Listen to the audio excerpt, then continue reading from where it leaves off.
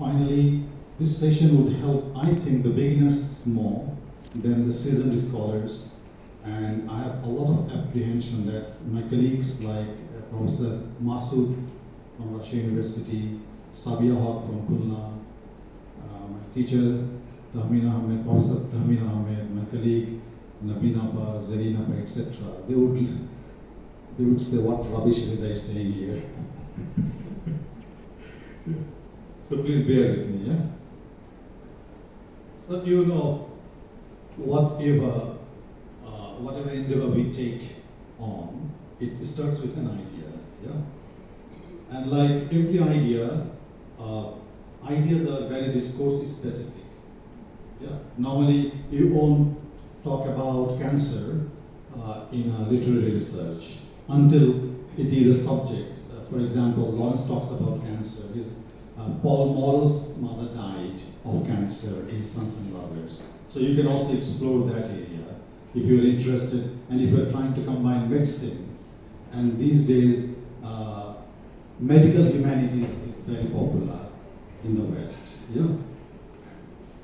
So if you are a beginner in the research field, how do you generate ideas for a research paper? And one final caveat is that whatever I'm going to say, this would apply basically to an article meant for publication in a peer-reviewed journal. It's not, it won't relate more or much to a PhD thesis or an MPhil thesis or a long dissertation. Yeah? So one way we can generate ideas, let me quote one line from Tarashankar Bandyopadhyay. If you want to write 2 pages, read 10 pages or 20 pages. Yeah? So I follow this dictum throughout my life, that to become a good writer and to be a researcher is a step up higher. Yeah? You must be a very voracious writer. Yeah? Especially in your area of interest. So, to be a focused reader, how do you generate ideas? There are a few tips here you can see. So, you might begin, and let's assume that you have already read the text you are going to work on. It might be Shakespeare, D.H. Lawrence, my colleague, she is working, on Hardy, it could be anything. So contextual reading, that means you are going outside the text. There is textual reading, which is intensive reading.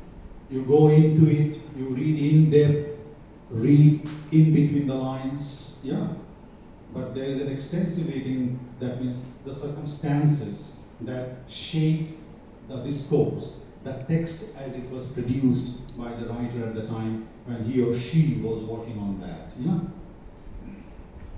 So that is, and normally the first step to begin towards generating ideas is to read very wide things like encyclopedias. For example, if you take Hardy for your article, you can just read an entry on Hardy in an encyclopedia. It will give you at least a rough idea who Hardy was, what time he wrote in, what are the themes, why his literature matters to us, etc. So that would just give you a start. It's a starter. And these are the 2 sites you can visit, and these are free, open access, Encyclopedia Britannica Online and Oxford Reference. These are online things which are easily available to anyone with a device and internet connectivity. Okay, and from there on, you can move on, because you cannot just really work with vague ideas, rough ideas, working ideas. You need to pin down what exactly the ideas are. Otherwise, you will be floating in the air for a long time, but you need to land.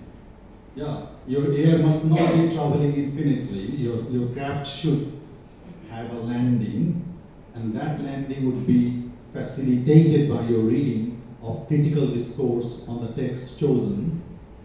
So for that, you might go here, doing a critical reading, and that involves reading secondary sources. And to give you a very quick idea about secondary sources, a secondary source is a secondary source because it's not a primary source, which is a logical fallacy. It is secondary because it comes after something. That means it's a commentary on something primary. Yeah, it interprets, analyzes, talks about, explores some aspects of the primary material. Yeah. So this is how you start generating your ideas about what you intend to write on. Yeah. From there on, you move.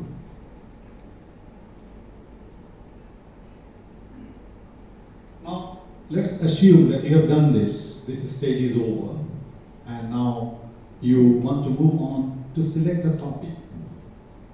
And let me share my experience with you. Some of my colleagues and former students come to me asking, may I do research with you? I ask them, have you decided on a topic? And they select, they say, can you choose one for me? Then I cut a joke with him or her, especially with the boys, not with the girls. They are very sensitive people and I honor them. I honor their sensibility. So, and I don't want to be accused of using sexist language. Yeah. So please bear with me and with my joke. So I tell them, do you want me to marry your partner? What do you mean? And why are you asking me to choose your bride?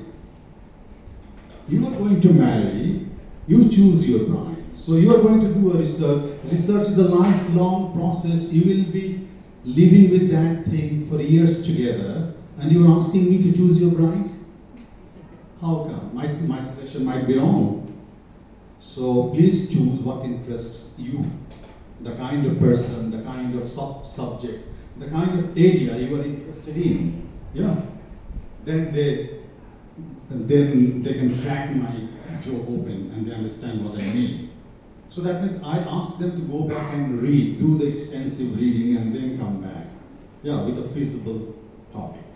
Then we can fine tune it and do other things. Yeah. So when you choose a topic, it is the Aristotelian middle ground, neither too broad nor too narrow. I'm saying this because we are focusing on an article, not on a PhD thesis. For a PhD thesis, it could be a little broad. Yeah, no problem, because you'll be writing a few chapters for your PhD, maybe 8 chapters, each containing about 10,000 words. Yeah, that's the normal standard in the Western countries, 80,000 words. Yeah, for a PhD thesis. An MPhil should be around 30 to 40,000 words. So this is an example. What do you think about it? And here is the two roads diverged. The great Frost poem, which one to take? Yeah. What do you think? Representation of female characters in Shakespeare? Is it too broad or too narrow? What do you think? Anyone would like to volunteer? Too broad, yeah? And how can we zoom it in, that means narrow it down? Yeah, we will see how we can do it later on. Let me move on to the next slide. And we will do it as an exercise at the end of this presentation, okay?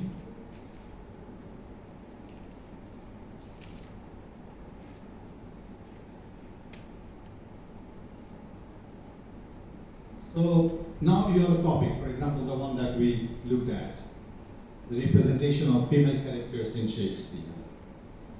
So if you have a topic, it's a working topic, it cannot be a final thing. Now what you need to do is to rephrase it to a specific question. Yeah, and in the science disciplines, they always ask you, what's your research question? In the humanities, we don't bother much about these things, but we do these things, in fact, intuitively, without knowing consciously that we are doing it. And my definition of research is just one line, this: doing a search consciously. Research is doing a search consciously, doing a search with a purpose, with a fixed aim. I want to go over there. Over there. Yeah? So what should be the route? If you have a GPS, you are much blessed. You are spare of many zigzags. Yeah? So how to turn your topic into a specific question? It's still not a research question, remember. It's just a question. Research question is something different. It's the next step coming up. Yeah? These are the 4 tips you can employ in turning your topic into a research question, a feasible, viable research question. One is